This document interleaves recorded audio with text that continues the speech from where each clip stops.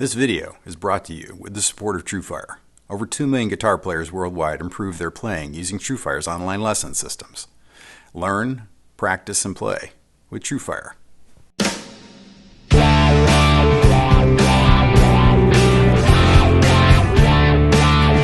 Hi, this is Keith Williams. Welcome to 5 Watt World. We're interested in helping you get the most music from the least gear. What is it about the music that we heard when we were very young? Around 1971, my father's youngest sister, my Aunt Sharon, started giving my brother and I cutout records for Christmas. Cutouts were records you'd find in a discount bin in a department store, the corners cut off so that they couldn't sell them at full price anymore, end runs of once big records. My brother and I would each get a record and then we'd share them. The first year, Brian got Hendrix's Are You Experienced? And I got B.B. King's Indianola, Mississippi Seed. And the next year, Brian got Jethro Tull's Aqualung, but I got Cream's Wheels of Fire.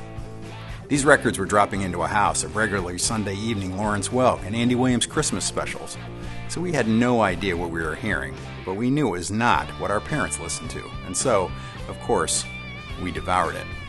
Frequently, I'm told by friends of 5 Watt World that playing different types of guitars changes the way they play. If that's true for us mortals, how much more true must it be for our heroes? So I think that examining what Clapton was playing when, and on what songs, has much to teach us. So if you want to know what Eric played at every stage of his career, then stay tuned, because this is the 5 Watt World short history of the guitars of Eric Clapton. If you enjoy our videos, take a minute to subscribe. If you're already subscribed, swing by the store to grab a t-shirt or a hoodie to support what we're doing here. By popular request, Jeff Mackerlane and I are now building Stomp preset packs for each of the artists in the Guitar Heroes series. If you want to become a bigger part of 5 Watt World, think about becoming a friend of 5 Watt. The links are in the description. Eric Patrick Clapton was born on March 30th, 1945 in Ripley, Surrey, England. His mother was just 16 years old, and his father was a Canadian soldier stationed in England who was then recalled back to Canada before Eric was even born. Eric grew up believing that his grandparents were his parents and that his mother was his older sister. After much nagging, his grandparents bought him his first guitar for his 13th birthday, an acoustic Hoyer. Clapton described it as being shaped like a classical guitar, but with steel strings so high off the fretboard as to be nearly unplayable. By 13 and a half, he'd given up. But his interest in music and acoustic blues in particular continued to grow, and 2 years later, while he was in a flea market, he came across a Washburn Parley guitar that had been built in the late 1800s. The guitar had the V-shaped neck common to the turn-of-the-century guitars, and he said that in his years with that guitar cemented his love for a soft V-shaped neck for the rest of his life. He used this guitar to busk with his fellow blues enthusiasts Dave Brock in pubs around Surrey. Clapton's first electric guitar was a K Jazz 2 K775 purchased at Bell's Music Store in Surbiton with the help of his grandmother. This is the guitar that he used with his first band, the Roosters. Clapton had seen Alexis Korner playing a K, and though he later realized that these inexpensive electrics played an important part in the history of blues, at the time he just knew that it looked like a copy of a Gibson 335. In his autobiography, he states that a 335 would have cost over £100, where the K was about £10. Clapton was still using the K when he was invited to join the Yardbirds. As was common at the time, the Yardbird Management Company then purchased a 1963 Telecaster and a Vox AC30 for Eric to use while in the band. The red Telecaster would have had the slightly thinner veneer layer of rosewood on the fingerboard rather than the slab boards of the 1959 to 62 models. I checked in with Zach Childs, my expert on all things Fender, on whether this guitar really is a 63. He agreed that it was from photos. It has a single-ply pickguard, and Fender went to a 3-ply pickguard in 64, with only the Tele Customs getting a 3-ply guard before that. Zach told me that red guitars were very popular in England due to Hank Marvin with the Shadows. So much so that Arbiter, who was Fender's distributor in England, would get any Fender they could and take it apart and then paint it red. The finish aged rapidly, and it's known that Clapton wasn't hard on his guitar, so it may well be that the Telecaster is one of these repaint jobs. Playing with the Yardbirds was the first time in his life when Clapton had a little extra money. He was in the habit of living on very little, so he had money now to buy guitars, and so he did. Without hesitation, he went out and bought his famous 64 Gibson ES335. I've made an entire video on the 335 style guitars where I discussed Clapton's use of the guitar and its effect on the demand for 335s over time.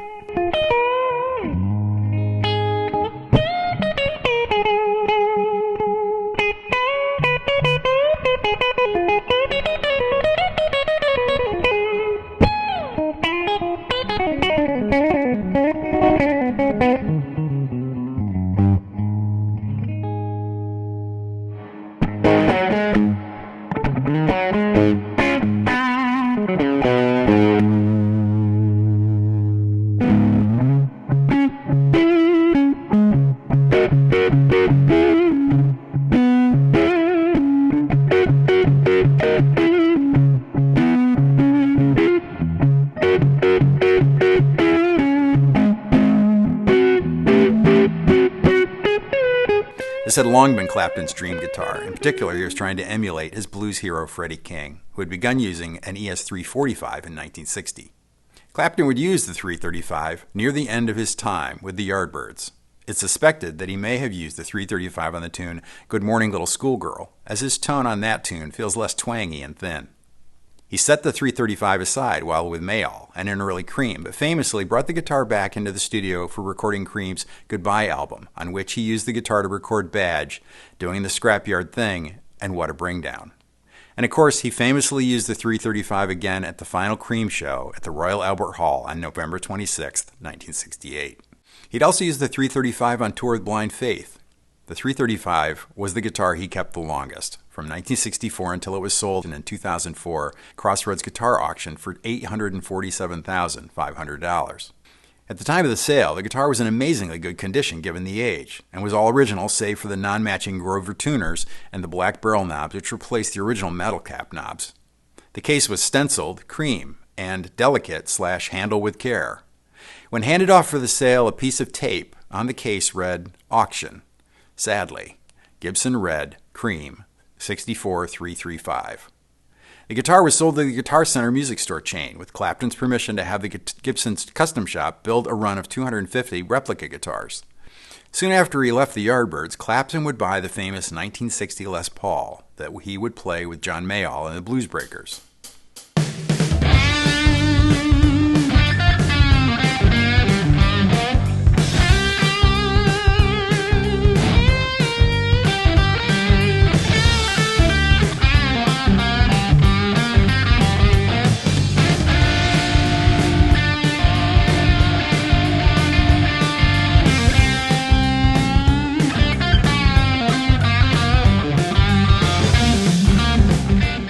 He bought the guitar second-hand from Lou Davis Music Shop on Charing Cross Road in London in 1965. He purchased it because it reminded him of the gold-top Les Paul that Freddie King played. King can be seen holding that guitar on the cover of Let's Dance Away and Hide Away.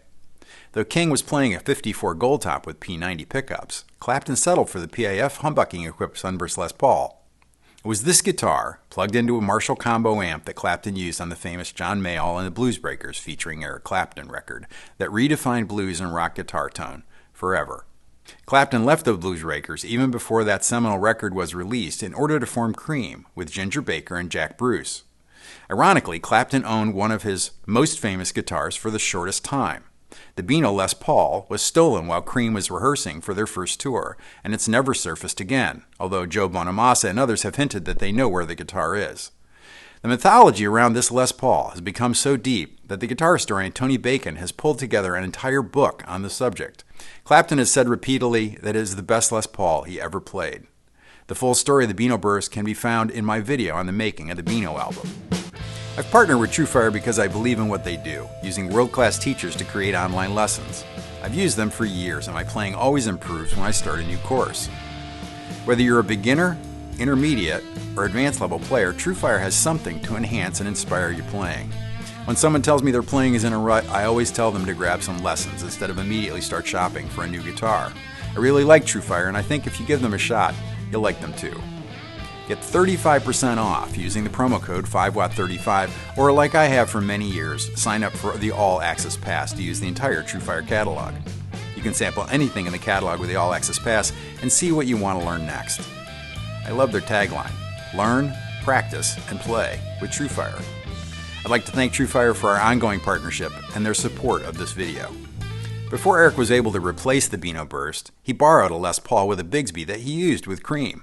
You can see the borrowed Les Paul in this pic from the Windsor Jazz and Blues Festival in '66.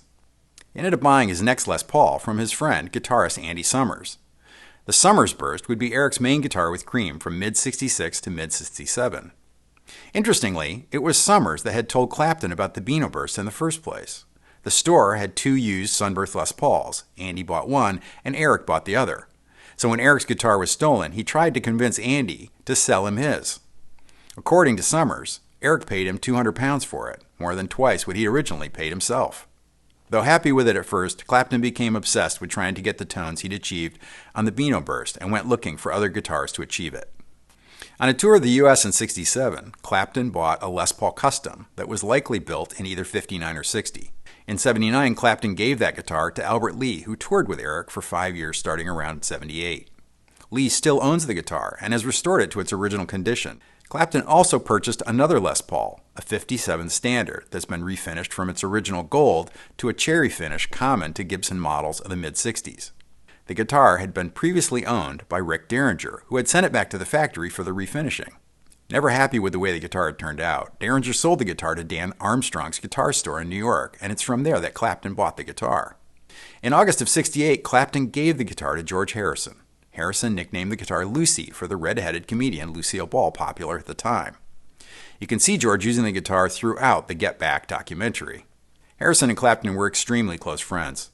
And that is why, on that fateful day in the studio, George handed the red Les Paul to Clapton and asked him to play on While My Guitar Gently Weeps, which Harrison had written.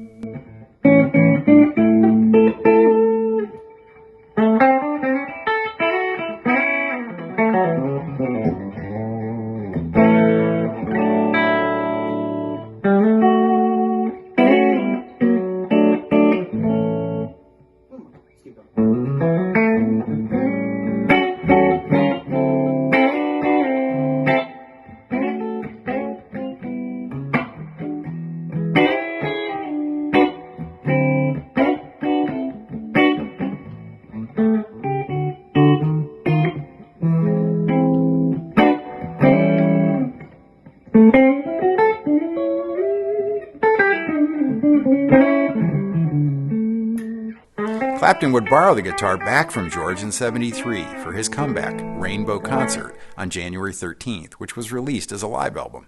The guitar most associated with Clapton's time with Cream is his '64 Gibson SG Standard that he bought in '67.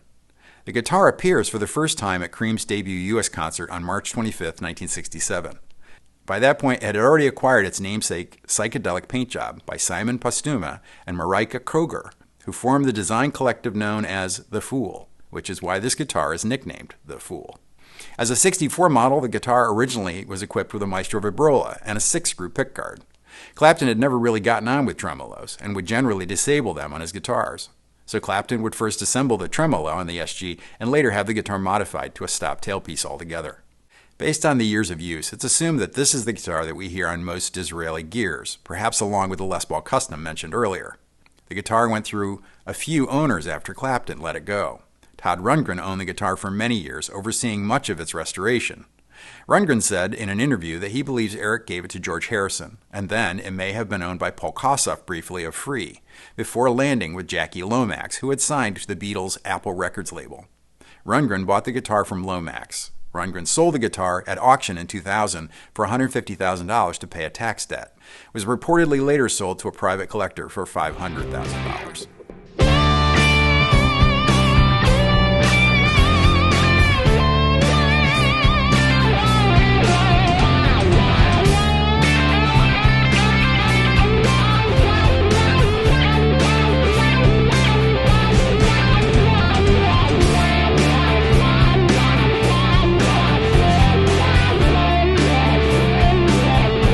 The SG was Clapton's main guitar until he purchased his Gibson Firebird 1 in April of '68. During a 3-night gig in Philadelphia, Clapton played the SG on the first night, and then, by the last night, he was playing the Firebird. So it's likely he bought the guitar there in Philly. The Firebird had a single pickup in the bridge position. As I outlined in the Firebird video, Firebird pickups are not simply mini humbuckers with a different cover. They're constructed differently, yielding a tone that is a big step toward the sound of a single coil pickup. Noted guitar builder Creston Lee once told me, if you're afraid of the hum from a single coil pickup, install a Firebird pickup and you'll be happy. Clapton used the Firebird through the end of Cream with the exception of the Royal Albert Hall show where we saw that he used the 335 again. Clapton also had a '58 Darkburst Les Paul Standard out on the road as a backup for the last year in Cream. He would later use this guitar with Blind Faith, alternating with the Telecaster, the Firebird, and the 335. Unhappy with Cream's move towards more popular music, Clapton left and formed with his friend Steve Winwood the band Blind Faith. In that band, Clapton would use a '62 Telecaster where the original neck had been swapped out with the neck from a '56 Stratocaster. From the photographic evidence, looking at the wear patterns of the neck, most people believe that this neck had come off a '56 Stratocaster that Clapton bought in May of '67. Though he played the Tele-Strat hybrid for the first concert with Blind Faith, he used the guitar much less as the tour progressed. Though purchased during Clapton's time with Cream, on May 7, 1967, Eric Clapton's '56 Stratocaster enters the story as Clapton's main guitar after Blind Faith. The guitar was nicknamed Brownie for the dark, two-tone brown finish that Fender used until 1958 when they moved to their three-tone burst finishes. These late 50s Fender's guitars are often have a more pronounced V-shaped neck, and Clapton had a taste for maple fingerboard necks with a V profile reminiscent of the Washburn Parlor guitar he'd owned as a teenager. Clapton began using Brownie when he went on tour with Delaney and Bonnie Bramlett. He would use the guitar on many songs on Derek and the Dominos, Layla, and other assorted love songs, including the title track. In fact, the guitar even appeared on the gatefold of the original album.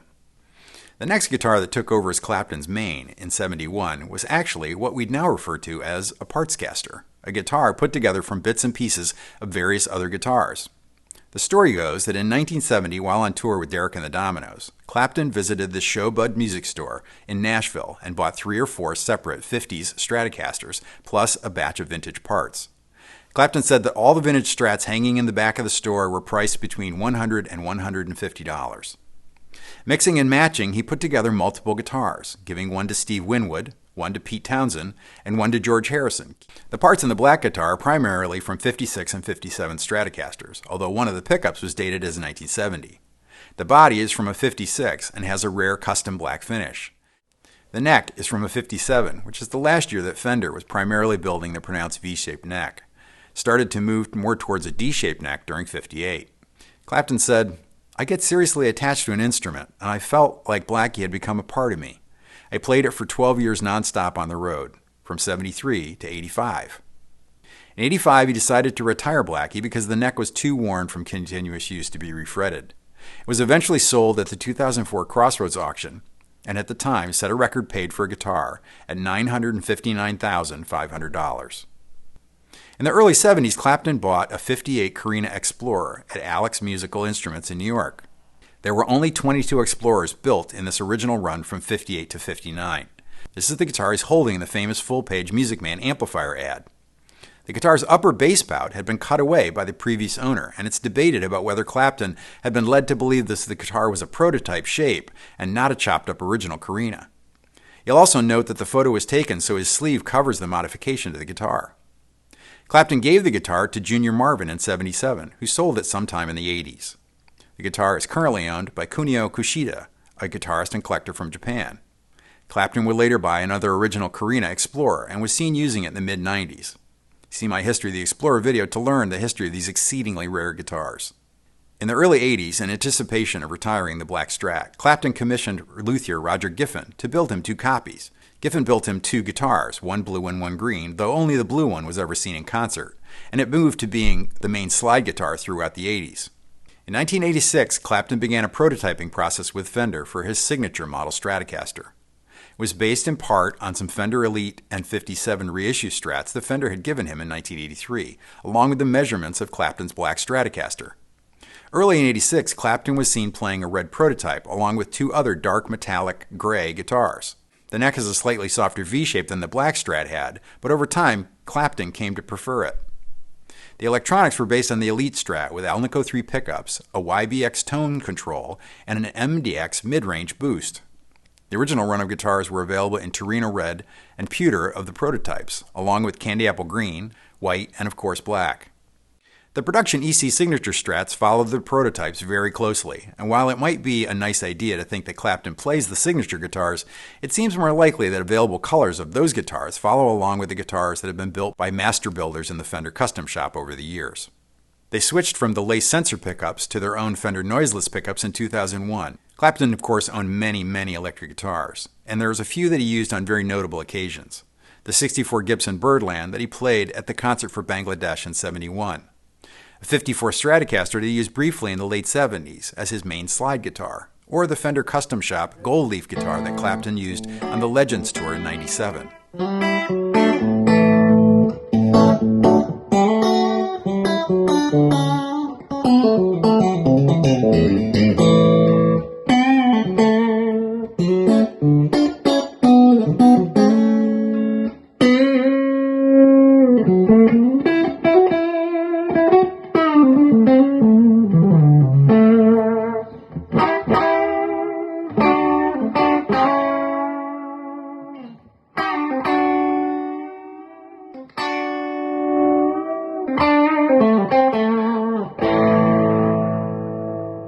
Or even the beautiful 1948 Gibson L5 with Alnico pickups he used on tour to play Somewhere Over the Rainbow, among others, but none of these guitars played the part in his history as a player as those did above.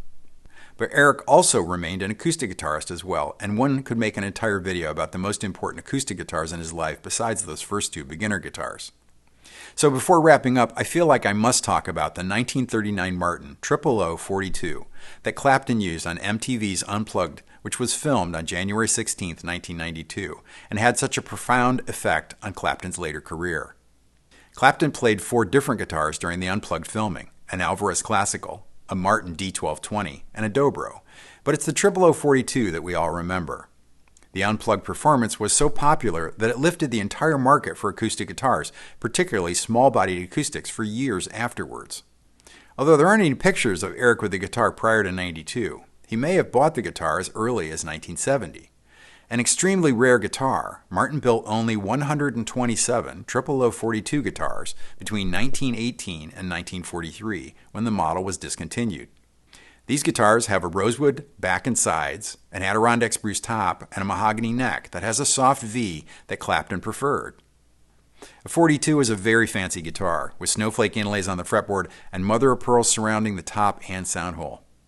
Of course, the demand for these 000 guitars was soon satisfied by Martin with Eric Clapton's signature models and subsequent short runs in special colors of black and then even blue. Clapton sold the 00042 during the Christie's Crossroads auction in 2004 for $791,500, the highest price ever paid for an acoustic guitar to date. Like on the case of the 335, there was adhesive tape on the case of the 00042 inscribed, "Auction. Boo-hoo. Auction." Ever since getting that Wheels of Fire record from my Aunt Sharon, I've been a lifelong fan of Eric Clapton's guitar playing. Like others in the British blues explosion of the 60s, he spread blues music to audiences that likely would never have heard or embraced it otherwise. And to those who would say that it was appropriation, I'd say, of course it was. But at the time, he was preaching the merits of the music and sent generations of players back to listen to those original Mississippi Delta players. This is how I think about it. If you read a poem in translation, it can never carry all the original meaning. It loses much of the cultural depth and the shared imagery that made it a great poem in the original language. But this doesn't make the translation of the poem any less beautiful. And the translation, when done with genuine respect of the original work, as Clapton's always were, are also no less beautiful. If I missed your favorite guitar from Eric Clapton's career, please put it in the comments for everyone to enjoy. I know from experience that I can count on you. I need to thank Jeff McElwain for playing the Clapton guitar parts throughout this video. Jeff is something of an expert on early Clapton tone, and I don't believe it was a hardship for him to travel over to Watchtower Guitars to play their collection of Clapton reissue guitars. Which leads me to send a big thank you to Watchtower Guitars in Morristown, New Jersey. Jeff called to ask if he might play the Gold Leaf Clapton signature guitar for the video, and was told that the owner has a collection of Clapton signature guitars, and they very generously offered them to Jeff to film and record. They're great guys who have a beautiful batch of guitars out there. I need to thank Jeffrey's Guitars for their amazing history of Clapton signature strats, and my friend of 5-Watt, Bill Sanderson, for cluing me in to that great resource. I need to thank my script editor, Perry McManus, for scrutinizing the minutiae of Stratocaster details. Oh, and the other guitars too. I need to thank everyone that stopped by the store to buy a t-shirt or a hoodie, and thanks in advance to everyone that picks up the Eric Clapton preset pack for Line 6 Helix gear that Jeff McElwain and I put together. Building these preset packs is a lot of fun and scratches that tone-chasing itch on a single piece of gear.